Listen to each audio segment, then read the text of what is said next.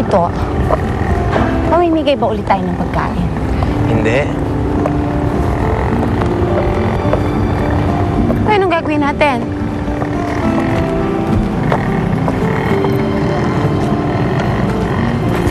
Uupo.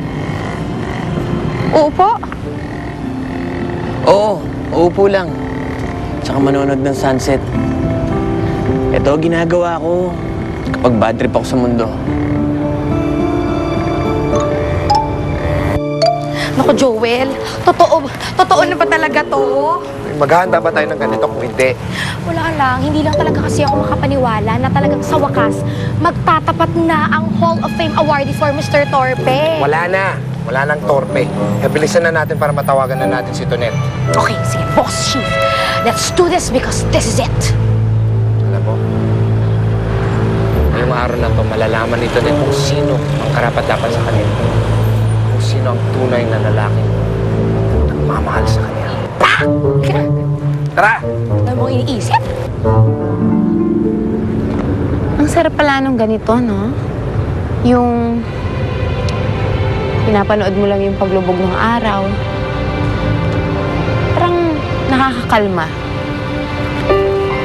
Para sa ganon, kasabay ng paglubog ng araw ang lahat ng hinanakit natin sa araw na ito. Para sa bukas, panibagong araw.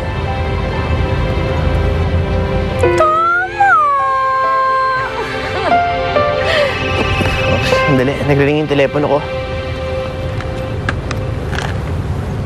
Hello, Joel. Bakit? Ano? Ngayon na? O, sige. Kailangan puntahan natin si Joel. Saan daw? Bakit daw? Hindi ko alam. Hindi na sinabi. Text ko nga uli.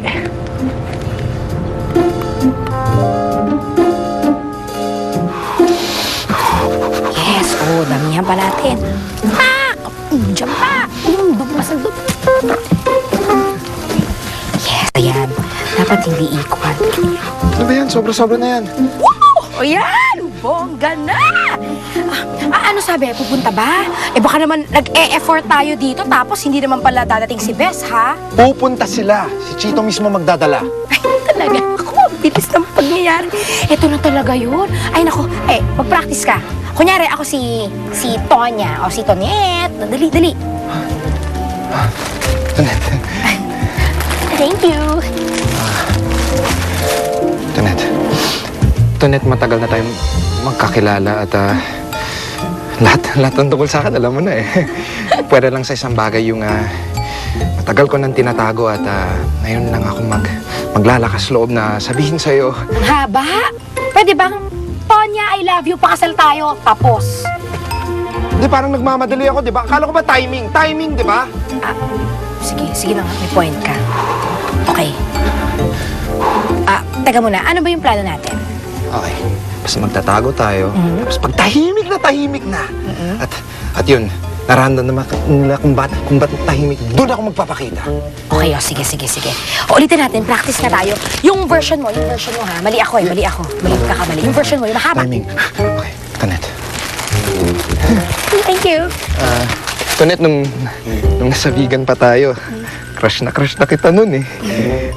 Kahit yun, nasa funeral parlor ka, wala sa akin yun. Kasi yun nga, crush na kita.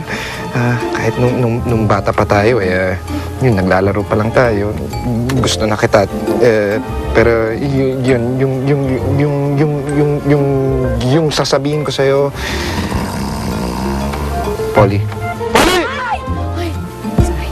Haba kasi. Okay lang, ituloy mo yan. Tutulungan mo ba ako? Hindi. Tutulungan, ito na nga. Dagdagan pa natin para parang mas malakas yung loob mo. Ano yun naman?